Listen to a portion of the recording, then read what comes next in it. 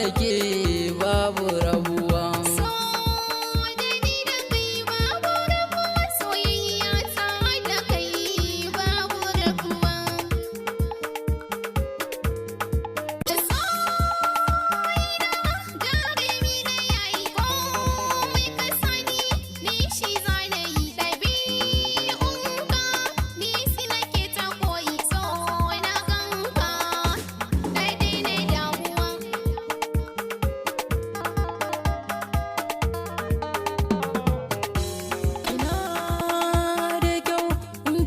Kwalliya shi yasa nake da san ki a zuciya, yau gashi san